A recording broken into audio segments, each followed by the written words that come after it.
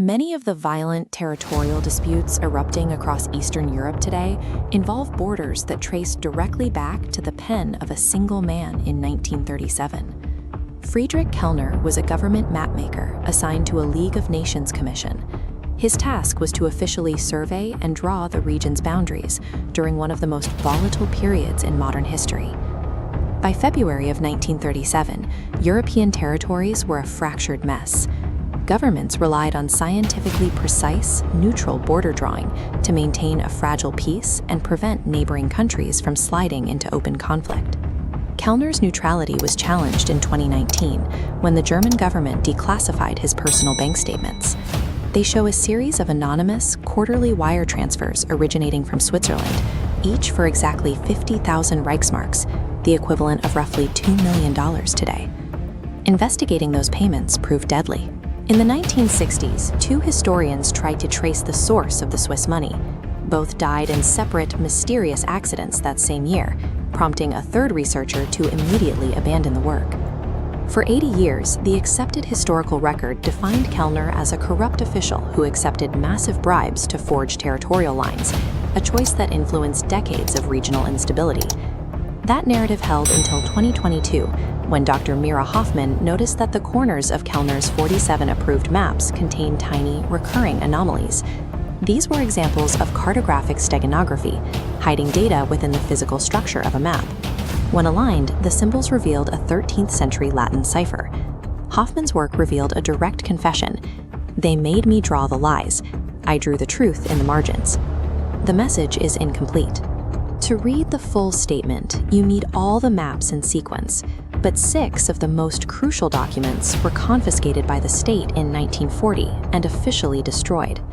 Kellner went to extreme lengths to build a permanent, encoded record of his actions right under the noses of his employers, a confession that someone powerful desperately wanted erased from the archives. Hoffman spent 2 years hunting for the missing maps, a search that ultimately led her to the restricted Vatican secret archives.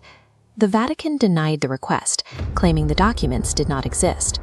However, the clerk who drafted the denial inadvertently left an internal reference number on the page, confirming the maps were actually in the vault.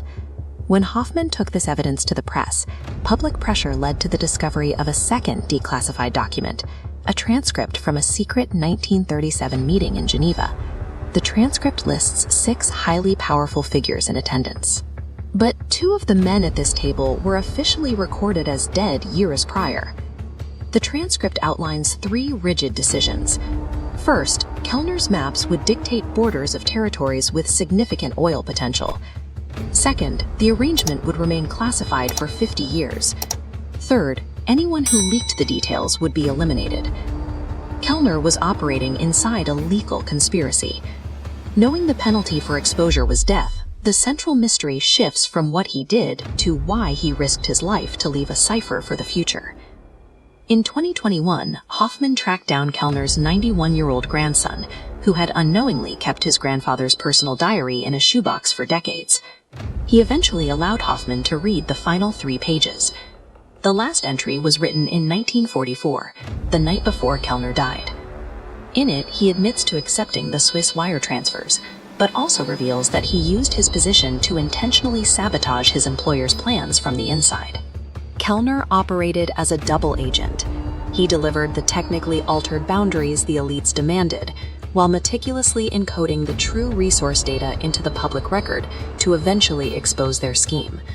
Kellner accepted the money, but used his position to plant a time bomb in the archives, trusting that a future researcher would eventually find the data he risked his life to preserve. The final page of the diary lists 6 names. These individuals represented the founding families of 3 of the world's largest modern financial institutions. The diary entries confirm that these specific boundaries were selected to secure private ownership over oil fields and trade routes that were, at the time, still officially undiscovered by the public. By redrawing these lines, these families ensured that when the resources were eventually tapped, the land would already be under their legal and financial control. This diagram shows the resource-rich territories mapped by Kellner in 1937, compared against the overlapping footprints of modern financial institutions. Because Kellner was killed before his sabotage was fully realized, the plan partially worked. These exact institutions still profit heavily from these disputed territories today. History books often treat maps as objective records of the past. Kellner's legacy proves that an individual can weaponize their own craft to ensure the truth eventually outlives the powerful.